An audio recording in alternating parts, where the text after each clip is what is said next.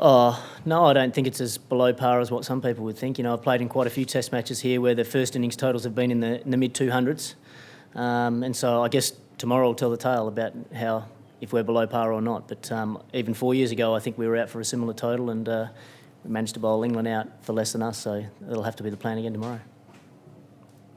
How difficult was it initially when you got out there? Because guys were getting knocked over by bowlers bouncing and seaming a bit. The way the pitches were played on, how hard was that? Yeah, it was pretty tough work. There was quite a bit of moisture in the pitch. You could tell as soon as you sort of marked centre, it slipped through quite easily. So, yeah, it was pretty tough going.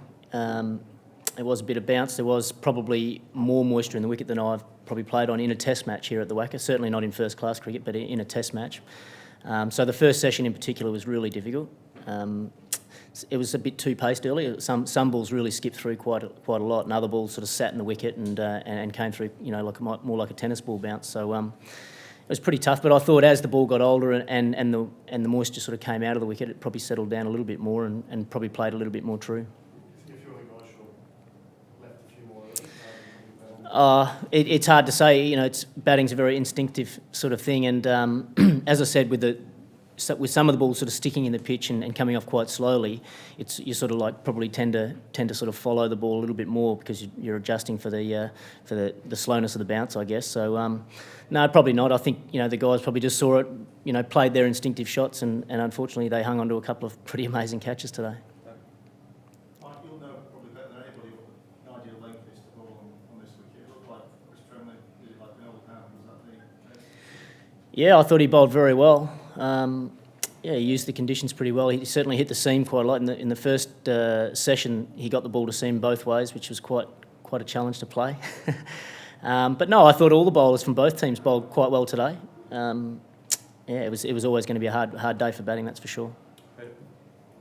Mike, there was an impression that your career was on the line going into that last Shield inning. What were you thinking when you went into it, and what do you think now that you've come out of it? Are you batting differently? Do you have a new approach? No, well, that's just it. I haven't really changed my approach at all for as long as I can remember, really. I guess coming into that second innings in Melbourne for that Sheffield Shield game, it was a case of just the same stuff, just try and keep just seeing the ball and just trying to let my instincts take over. And thankfully, I think I played and missed a couple of early ones and nicked one through the slips for four to get off the mark. And as I've said, quite a few times already, it is a very fine line. You just got to. Well, for me, it was just a case of keep trusting my game and keep trusting my, the way I play and the way I prepare, and just know that if you keep sticking to those things and not get distracted by all the external sort of pressures and distractions, I guess, then things will sort of go your way. Did you think it could be your last innings? Probably sitting back now, looking at it, probably, yeah. If it hadn't gone my way, I probably would have maybe been out of the team. But I'm thankful the cricket gods were looking down on me and I could get some runs that day and I've had a good start to this series.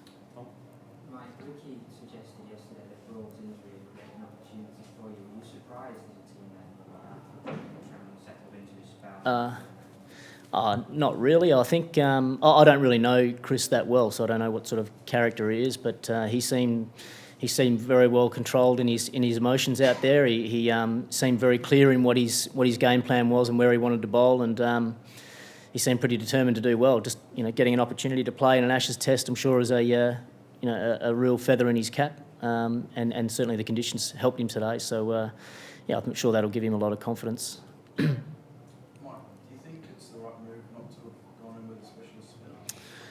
No, I don't know. I think the conditions are pretty suitable for the fast bowlers. The selectors have obviously had a good, long, hard think about who they think is going to get more wickets from that fourth bowling option, whether it be from a spinner or from a fast bowler, and they've decided to go the fast bowler option, and we're just going to back that 100%. There certainly is enough there for the fast bowlers, and it's good that we've got a good artillery of them.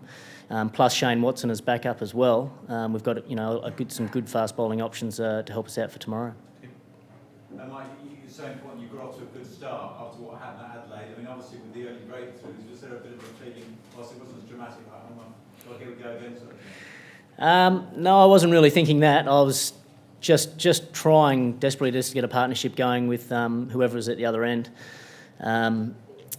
yeah, you do feel under enormous pressure out there when you have lost some early wickets. The ball's moving around quite a lot, and I think in some ways maybe the pressure's off. You sort of feel like, well, let's just play and let's see what happens. And you know, if there's a ball that's just got your name on it, then it's just so be it. So yeah, it was pretty tough, challenging Test cricket, but hopefully we can make it just as tough for the English tomorrow morning.